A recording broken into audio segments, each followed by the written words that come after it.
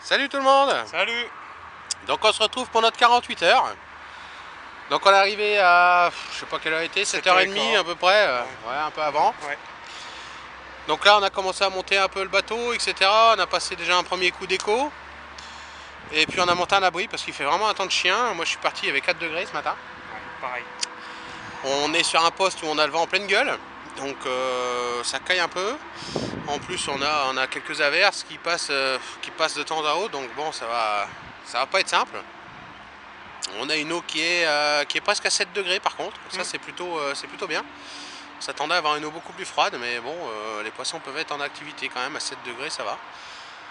Donc là on va se poster. On va monter tout ce qui est canne. Et puis tout ce qui est abri définitif, parce que moi j'ai pas monté d'abri définitif. Et puis on vous reprend après pour vous faire voir le positionnement des cannes, le sondage, l'amorçage, et puis l'éco-sondeur. Vous fera un peu voir les fonctions de l'éco-sondeur, parce qu'il est quand même sympa celui-là. Donc on se poste et on vous reprend tout à l'heure. Voilà, on est en train de sonder. On a monté tout le moteur, l'éco et tout sur le bateau. Donc on n'a pas monté le pneumatique, puisqu'en fait il y avait une barque sur le poste qui est quand même balèze.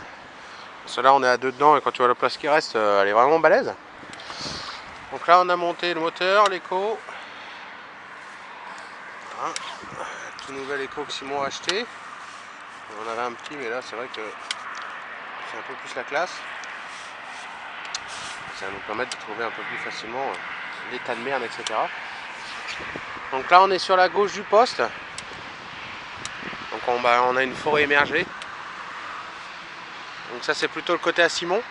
Et bon après c'est pareil, hein, si jamais on voit que ça déroule que d'un côté, on basculera.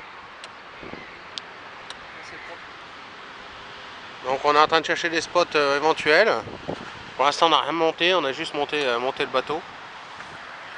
Et puis on a quelques marqueurs, si on trouve des trucs sympas on va pouvoir mettre les marqueurs. Et moi du coup ce sera la zone qui est complètement en face là-bas, je vous ferai voir ça tout à l'heure. Allez, on va continuer à prospecter et puis on vous tient au courant de la mise en place de tout ça. Je suis en train de préparer ma première canne. Et puis je teste toujours, hein, voir si mes équilibrés sont bien équilibrés. Et comme là je pêche avec un petit fluoro et puis un petit hameçon, et on voit que c'est pas du tout équilibré, quoi. Ça flotte, donc si jamais on fait pas attention à ça, on positionne son montage et puis arrivé là ça pêche pas, quoi. Donc là je vais mettre juste un petit peu de pâte de tungstène et puis ça va être nickel au fond de l'eau, quoi. Et ça faut bien vérifier parce que sinon tu pêches à 20 cm du fond. Allez, je mets de la petite pâte de tungstène, je vous fais voir la différence. Donc voilà, donc je suis venu mettre un peu de pâte de tungstène. Donc là on voit la bille est bien équilibrée, la pointe de l'hameçon vers le bas. J'ai remis une petite pâte de tungstène, on voit pas avec le reflet mais sur le fluoro pour que le fluoro se plaque bien. Donc là je vais positionner ça. Donc celle-ci elle est échée d'une équilibrée mulberry. Et donc avec ça je vais pêcher à je vais amorcer à la mulberry qu'on a fait avec Simon. Et puis un peu de babycorn. Donc ça c'est pour l'amorçage. Et puis après j'ai fait un stick tout simple, 2 billes broyées et puis quelques petites billes à l'intérieur du stick. Voilà, donc là je vais aller poser ça sur le spot. Je vais essayer de vous filmer le spot, c'est pas toujours évident. Je vais essayer de faire ça.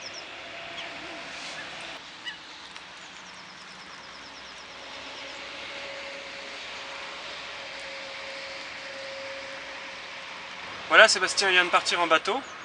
Là il va tendre sa première ligne. Moi pendant ce temps je vais vous présenter mon montage qui est un peu différent du sien.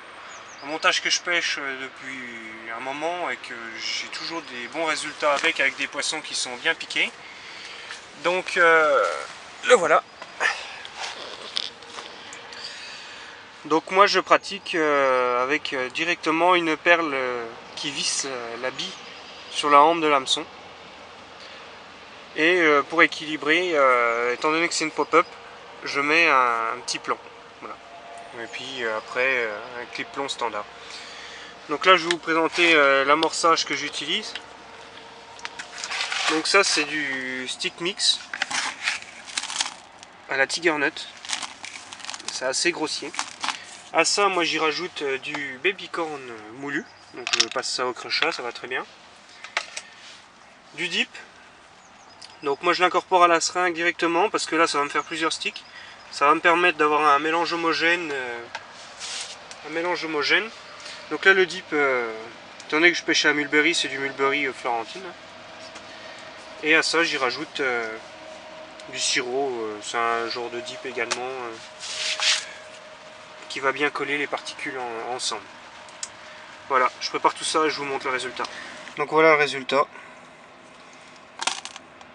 Et j'y ai également ajouté la bille d'amorçage qu'on a réalisé avec Sébastien à la mulberry que j'ai passé au crochet également. Voilà. Et tout ça en stick. Donc j'en ai fait plusieurs. Je vais aller placer la canne. Et il n'y a plus qu'à.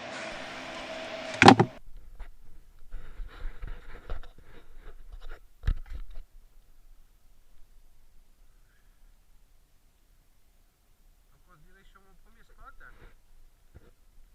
En fait, sur la pointe là, on a une retombée de cailloux, un fond dur, et puis pas mal d'obstacles derrière. On a une belle berge là sur ce côté là, avec pas mal de bois dans l'eau. On a vraiment beaucoup de bois sur ce plan d'eau. Donc là, je vais me mettre juste au bout là, au bout de la pointe. Je vais essayer de stabiliser le bateau, mais ça va pas être simple. On a quand même un sacré vent. Et les vagues nous font vachement dériver, quoi. Bon, voilà, là je vais positionner là devant et mon point, je vais juste sur le sondeur. Voilà. Okay.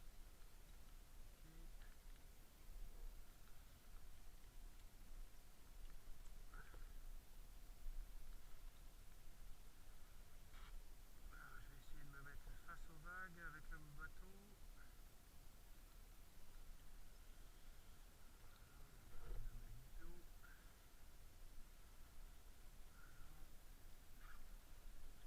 On a le nouveau sondeur que Simon sait où faire.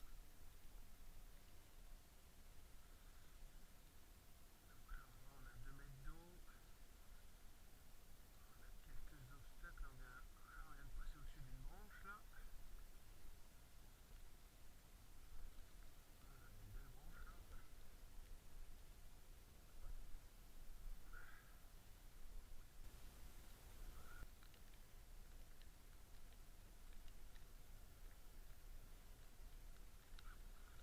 Donc là j'ai repéré mon fond dur.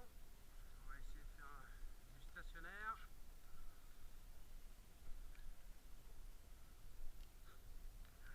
Positionner ça.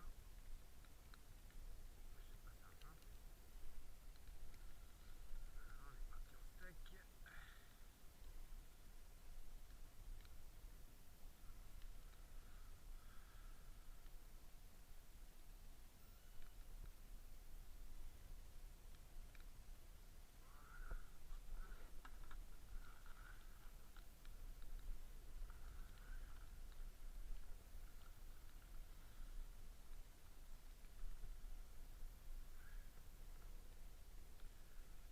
Comme on peut voir, on dérive tout de suite aussitôt qu'on éteint le moteur. C'est assez impressionnant.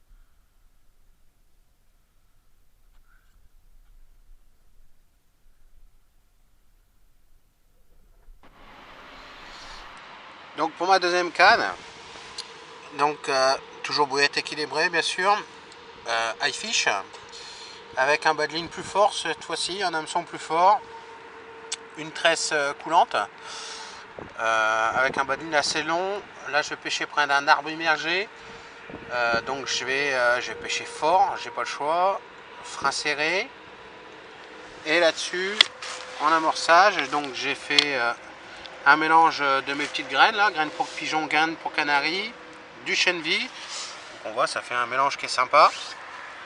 Donc là-dedans, je vais rajouter un peu de sel pour saler la préparation comme il faut. Voilà. Un peu d'ail en poudre. Hop, c'est bien. Donc là, je vais mélanger tout ça. Et en stick, j'ai fait une petite chaussette d'asticots. Ils sont un peu léthargiques parce qu'ils étaient au froid, donc c'est bien. Ils vont pas trop s'enfoncer. Puis vu le temps qu'il fait, à mon avis, ils vont pas avoir grand chaud. Donc une petite chaussette comme ça, j'ai juste mis un caillou à l'intérieur pour que ça tombe au fond plus rapidement. Voilà. Donc là, je vais mettre en place. Je vais vous faire voir la mise en place sur le spot.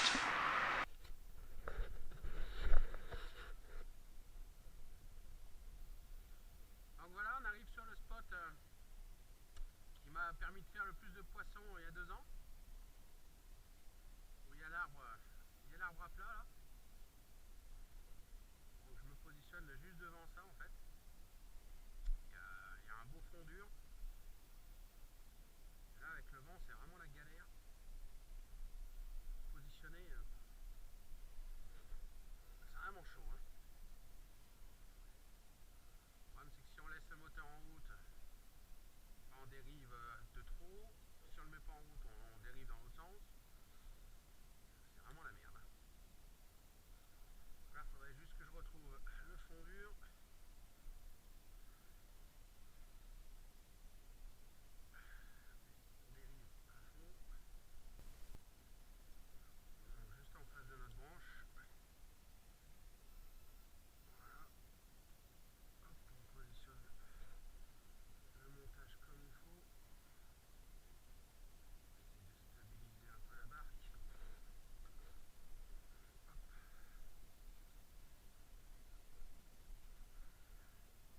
On est vraiment sur la petite graine.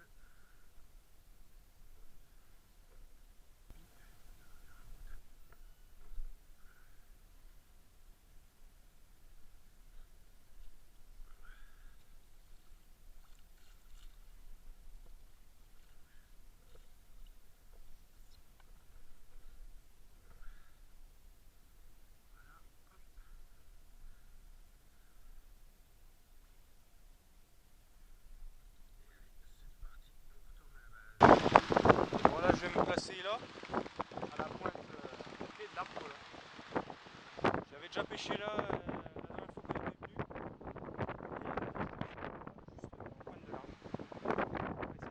venu.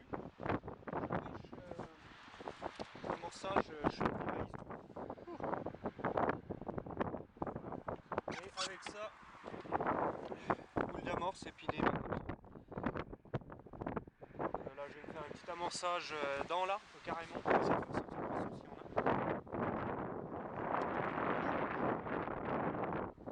Petite tirure. Voilà.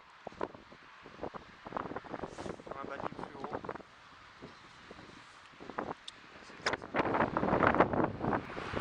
Donc on va essayer d'approcher. Là on est parti à 2 parce que le vent il s'est accru et à tout seul pour placer. C'est vraiment compliqué. Là on a environ 2 mètres d'eau.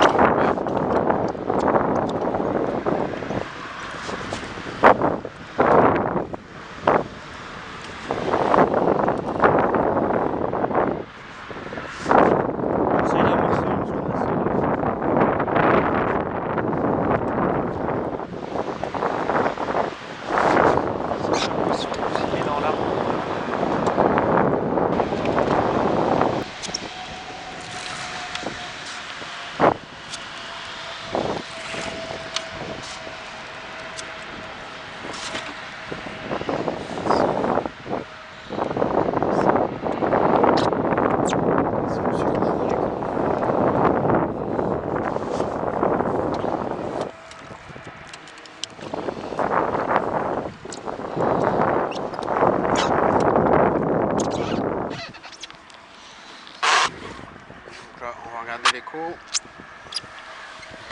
L'avantage d'avoir un écho qui est plutôt assez précis.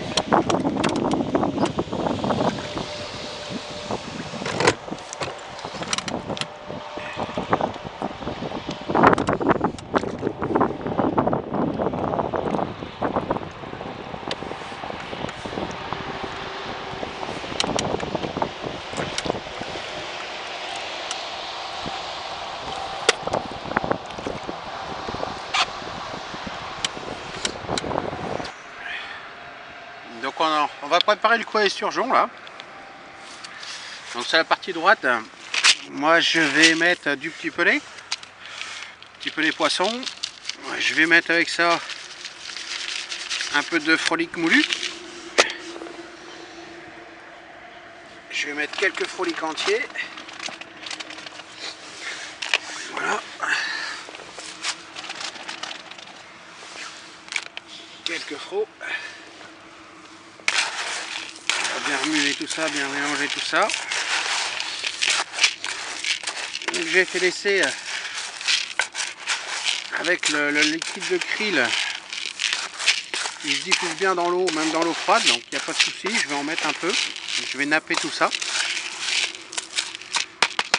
Et je vais napper tout ça avec du liquide de krill. En espérant attirer un peu d'esturgeon, ça peut être marrant. Surtout qu'il y en a des beaux. Voilà.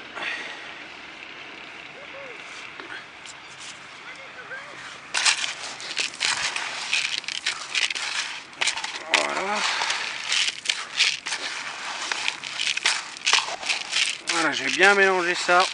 Et puis je vais aller pelleter ça. Alors là, je vais pas tout mettre en une seule fois. Je vais mettre la moitié, je pense. Voir déjà s'il y a un peu d'activité. Et si on voit qu'on arrive à les attirer un peu, bah, je remettrai de la quantité parce que les stus ça bouffe quand même pas mal. Donc voilà, je vais remettre quelques frolics si on n'a pas assez. Et puis je vais aller pelleter ça.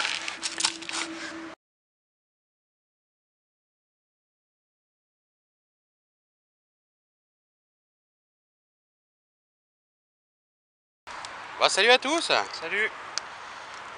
Donc il est 8 h. On a passé une nuit compliquée. Ça a été la vraie tempête. Une véritable tempête. Oui. Cette nuit, franchement, ça a été hallucinant, quoi. C'était vraiment l'apocalypse. Du vent, beaucoup de vent, Du vent, de la pluie. Enfin, on a été inondé par les bivis, mais pas par la toile qui est pas étanche, par la flotte qui remonte du sol, quoi. Donc, franchement, ça a été compliqué. Donc 24 heures, pas un poisson, rien du tout, aucune activité. Bon, après, avec le temps qu'on a eu, ça nous étonne pas excessivement. Hein. Par contre, là ce matin, on a un soleil, un vent qui s'est légèrement calmé. Ils annoncent la fin du vent ce soir. Donc ça va peut-être tourner en notre faveur, on verra bien. Donc là, Simon a replacé toutes ses cannes. Oui. Donc t'as changé quelque chose ou pas? Ouais, donc j'ai 2 cannes qui pêchent toujours mes arbres immergés. Une à Mulberry et une à la Tiger. Et puis j'ai été chercher un nouveau spot, on va dire, en pleine eau. Pour essayer de capter un peu l'esturgeon, vu qu'il y a de l'esturgeon. Essayer de détendre un peu le territoire de pêche, faire moins de pression de pêche sur la même zone, quoi. Donc voilà. Donc moi j'ai pas replacé, je vais partir en bateau là. J'ai décidé de laisser 3 cannes, 2 cannes pêchées au même endroit. Donc sur les spots que j'ai pris là, hier, parce que je pense que c'est des spots qui sont intéressants. La technique, l'amorçage sont intéressants. Il y a juste une canne où je suis moins sûr du spot, où je vais la déplacer et je vais aller chercher la pleine eau aussi. Donc là je vais aller cramer de la batterie et je vais essayer de trouver un spot en pleine eau. Quelque chose d'intéressant parce que le relief il est vraiment c'est 260, c'est rectiligne, hein, donc je vais essayer de trouver quelque chose en pleine eau, on verra bien. Et puis décaler cette canne qui me plaît pas depuis hier, décaler sur un spot qui me plaira plus. Donc voilà, là on est au coin du feu parce que franchement ça pèle quand même. Il devait faire 3 degrés cette nuit avec un vent mais de fou. Donc on se réchauffe un peu et puis on fait des allers-retours en barque pour repositionner tout ça. Et puis bah, ma foi, on vous tient au courant si jamais ça déroule. Allez, à plus. À plus.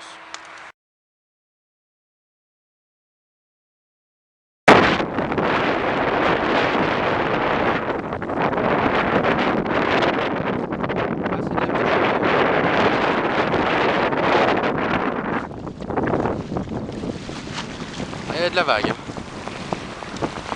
C'est une catastrophe.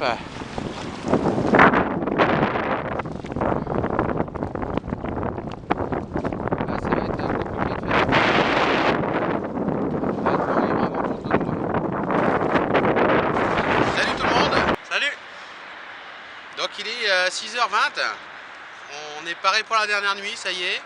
On vient de, enfin moi surtout, je viens de replacer toutes mes cannes. Donc il y a certaines cannes que je voulais pas retoucher, mais les signes en ont décidé autrement, donc on n'a pas trop eu le choix que de les replacer. Donc toutes mes cannes sont replacées. J'ai 2 cannes qui pêchent les mêmes spots qu'hier, même bille, même amorçage, parce que je pense que l'approche est bonne, donc je vais pas la changer. Et par contre, j'ai l'autre canne que j'ai déplacée ce matin, que j'ai remis à la même endroit. On a retrouvé le spot avec Simon, ça a été compliqué. On a un bel arbre immergé. Ouais, on a un au fond avec une belle merde, on ne sait pas ce que c'est exactement, mais ça a l'air d'être une grosse branche à première vue, d'après l'écho.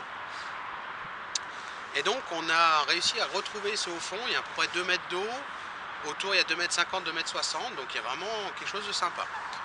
Donc voilà, mes cannes sont placées, et le vent est tombé, donc là on y croit, quoi. Franchement ça nous rebooste un peu le vent qui tombe parce qu'on en a un peu marre. C'était vraiment fatigant, là ça fait. Et puis moi pour ma part, j'ai laissé mes 2 cannes que j'ai placées ce matin dans ma forêt immergée. J'ai pas envie de les replacer ce soir, elles sont à peu près bien placées pour moi elles sont bien placées. J'ai pas envie d'aller faire de bruit sur ces spots, ça pêche, c'est des poissons un peu méfiants ici. On va laisser pêcher, on va voir quelle solution est la mieux par rapport à toi et à moi. Ça permettra de se fixer un peu sur la question. Et par contre, ma 3e canne que j'avais placée en pleine eau, donc c'était vaseux, il n'y avait rien d'extraordinaire, mais pour la journée avec le vent qu'il y avait, c'était tellement compliqué que j'ai dit on va laisser comme ça, on verra ça ce soir si le vent se calme. Là il s'est couché, j'ai une très belle tache de merde qui sort de l'eau en pleine eau, avec à peu près 2 mètres de fond au pied. Je la pêche, voilà, j'ai amorcé la zone et je pêche dessus. C'est pas très loin de ta canne à toi. Toi ton au fond est, moi je dirais une quinzaine de mètres, quinzaine de mètres. Ouais. Donc s'il y a du poisson un peu sur les 2 zones, ça peut travailler, ça peut être jouable. Donc voilà, on va essayer de faire en sorte que ça pêche et que ça fonctionne. Voilà, donc là le vent se calme, on voit enfin un peu d'activité en surface. Ça fait du bien au moral et toutes les conditions de ce coup-là sont réunies pour qu'on déroule, donc on espère passer une bonne nuit. Voilà ma foi en haut, fait le point si on fait des poissons. On vous laisse avec de belles images, voilà. Parce que le plan est magnifique. Allez, à plus, à plus.